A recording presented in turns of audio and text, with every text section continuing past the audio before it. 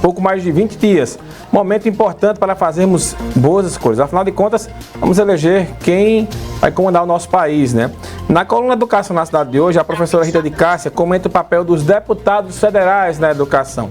Professora, bom dia. Então, qual a função dos parlamentares federais para o desenvolvimento educacional no país? Bom dia. Bom dia, Mário. Bom dia, Renata. Bom dia, ouvintes da Rádio Cidade. Mário, Renata, né, e demais ouvintes, é importante que nós saibamos que os deputados federais, eles não são executores de nada, como nós falávamos na semana passada em relação aos estaduais, mas eles são proponentes. Então, eles podem auxiliar o processo educacional em 3 grandes frentes. Na primeira delas, na propositura de projetos de lei para melhorar as condições de educação no país, seja a nível mais didático, ou seja a nível estrutural. Né?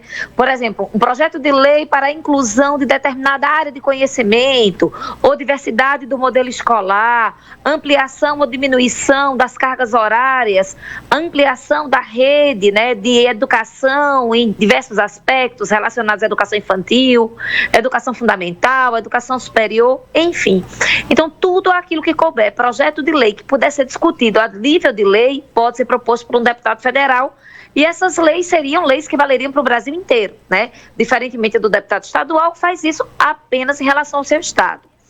A segunda situação é que existe na Câmara dos Deputados um núcleo de discussão acerca de educação. Então, você tem uma Câmara de Educação que funciona dentro da Câmara dos Deputados, onde lá é discutido como uma comissão, né?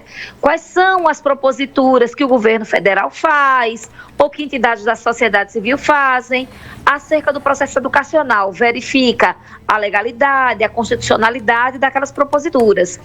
E ainda tem algo que é muito importante para as nossas regiões, que são as emendas parlamentares. Essas emendas podem se configurar como emendas de bancada, onde você tem todo aquele grupo político que pertence àquele partido, que tem direito a ter uma determinada verba e traz isso para os nossos municípios, ou através dessas emendas individuais que cada parlamentar também tem.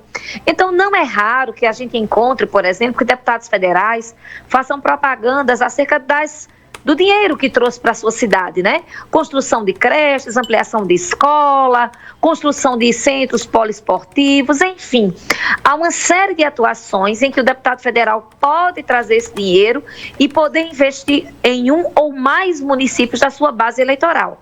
Então, quando a gente fala da importância do deputado federal para o processo educacional, está exatamente nisso, em que ele tanto pode fazer propositura de leis, ele pode averiguar a legalidade das leis que são colocadas pelo Executivo, né, pelo Presidente da República, via os interesses do MEC, ou ele pode também trazer de forma direta nesses recursos para ampliação da rede educacional do seu município e do entorno.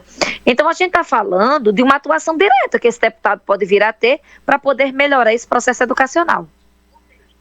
Professor, o que a gente percebe muito nas campanhas são deputados querendo trazer para si emendas e verbas que são liberadas. Tipo, olha, eu liberei esse dinheiro aí, esse dinheiro fui eu que consegui, fui eu que trouxe. Quando, na verdade, o dinheiro é público, né? Não significa dizer que uma obra é de um deputado. Ele pode lutar, ele pode defender umas pautas, mas acho que confunde um pouco a cabeça do eleitor nessa questão do que é executivo e o que é legislativo, né?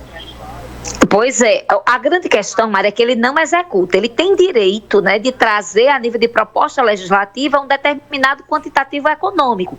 Só que isso não é uma coisa solta, isso obedece regras. Por exemplo, aquela instituição para receber aquele dinheiro, ela tem que estar legalizada, ela tem que estar com as contas em dia, há uma série de documentações a ser apresentada.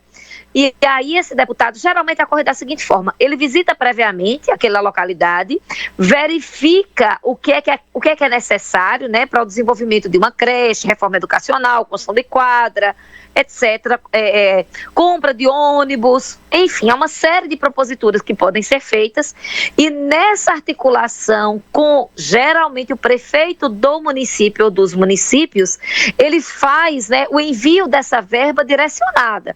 É muito importante que a gente saiba que existem duas situações aí que se destacam. A primeira delas é que muitos deputados têm comprometimento com uma causa. Então, mesmo que, por exemplo, o prefeito seja seu opositor, ele traz aquela verba porque ele se responsabiliza por aquela comunidade.